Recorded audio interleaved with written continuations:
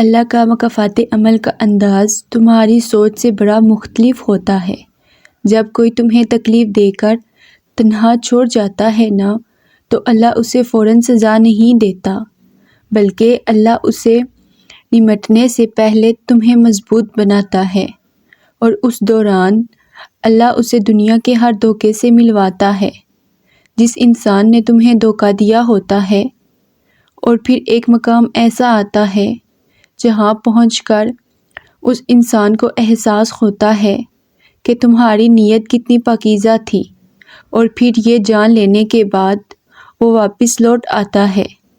آخر میں اللہ سب کو تمہارے سامنے لا کر کھڑا کر دیتا ہے، لیکن تب تک تم آگے بڑھ چکے ہوتے ہو، اور اللہ نے تمہیں اس طرح مطمئن کر دیا ہوتا ہے کہ تم ان سب کو معاف تو کر دیتے ہو، لیکن پھر انہیں دوسرا موقع نہیں دیتے، کیونکہ اللہ نے تمہیں ہر اس شے میں سکون دے دیا ہوتا ہے جو اللہ نے اس جانے والے کے بدلے تمہیں دی تھی۔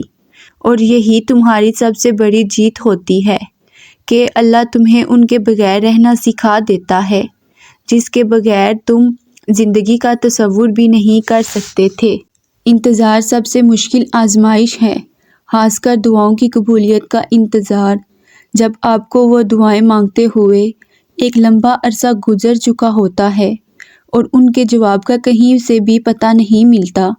لیکن شاید یہی ہمارے ایمان کا سب سے بڑا امتحان ہوتا ہے کہ جو دعائیں ہمیں سب سے زیادہ پیاری ہوتی ہیں، ان کے لیے ہمیں عام دعاؤں سے زیادہ درد سہنا پڑتا ہے، انتظار کرنا پڑتا ہے، لمبی آزمائشوں سے گزرنا پڑتا ہے۔ یہی دعائیں تو ہیں جن کے لیے اللہ نے اپنے معجزے بنائے، ورنہ عام دعائیں تو بن مانگے بھی مل جاتی ہیں آسانی سے، لیکن ایسی دعائیں جو ممکن نہیں لگتی، ان کے لیے کرشمے ہوتے ہیں، ان کے لیے کرم عطا ہوتا ہے، ان کے لیے کن سے کام بنایا جاتا ہے۔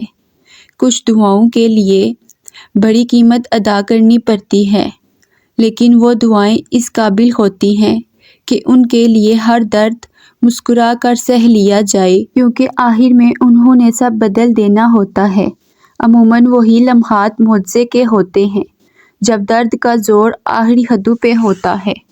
پتہ ہے، جب انسان اللہ سے محبت کرنے لگتا ہے تو اللہ سب سے پہلے اس کا دل بدلتا ہے، اور ایسے بدلتا ہے کہ یہ دل پھر سارے راز، ساری پوشیدہ باتیں سمجھنے لگتا ہے، جو کسی کو نظر نہیں آتا وہ بھی دیکھنے لگتا ہے، اور جو کسی کو سنائی نہیں دیتی اللہ کی وہ باتیں بھی سننے لگتا ہے۔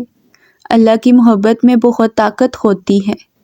اللہ کی محبت آپ کو ٹرانسفر کر دیتی ہے اور بالکل نیا انسان بنا دیتی ہے، ایسا انسان جو ہر چیز میں، ہر انسان میں اچھائی ڈھونڈنے لگتا ہے، ایسا انسان جو برائی میں بھی مصلحت تلاش کرنے لگتا ہے، ایسا انسان جو مشکلات کے باوجود بھی اچھے دنوں کی امید رکھتا ہے، اور ایسا انسان جو اللہ کی طرف سے آنے والی ہر چیز کو اس کی رحمت سمجھتا ہے، پھر وہ کوئی خوشی ہو یا پھر کوئی آزمائش۔ یہی فرق ہے انسان کی اور اللہ کی محبت میں۔ مجھے لگتا ہے کہ ہمیں شاید اللہ سے محبت کرنا سکھایا ہی نہیں گیا، اسی لیے ہمیں لگتا ہے کہ محبت توڑ دیتی ہے۔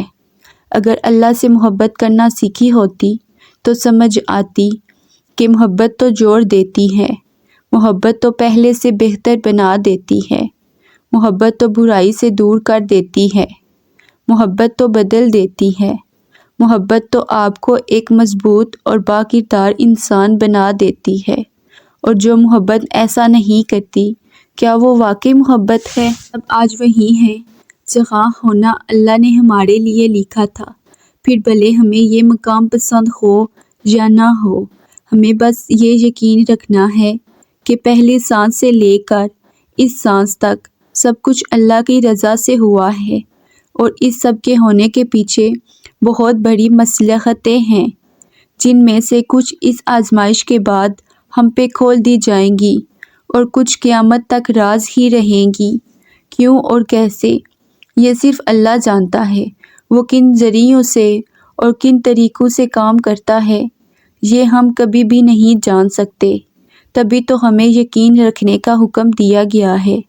ہمیں اللہ نظر نہیں آتا، لیکن ہم سب پھر بھی اس کے ہونے کی گواہی دیتے ہیں، اس کے موجود ہونے کی تسبیح کرتے ہیں، کیونکہ ہمیں اس سے پیار ہے، اور اس کے ہونے پر یقین رکھنے سے وہ ہمیں ہر جگہ نظر آنے لگتا ہے۔ اس کی موجودگی سچ میں نظر آنے لگتی ہے۔ بالکل ایسے ہمیں اس کے فیصلوں پہ یقین رکھنا ہے، لیکن ابھی کی بار یہ سوچ کر نہیں کہ ہمیں اس سے کتنا پیار ہے، بلکہ یہ سوچ کر کہ وہ ہم سے کتنا پیار کرتا ہے۔ جب ہم یہ سوچ کر اس پہ یقین رکھنا شروع کر دیں گے تو وہ ہمارے یقین کو ہی ہماری حقیقت بنا دے گا۔ پھر جیسے اس کے ہونے کا احساس ہوتا ہے، ویسے ہی اس کے معجزے کا احساس بھی ہونے لگے گا، اور ایسے چٹکیوں میں سب بدل جائے گا کہ پتہ بھی نہیں چلے گا۔ ابھی یہاں ہو کیونکہ اللہ تمہیں یہاں لانا چاہتا تھا۔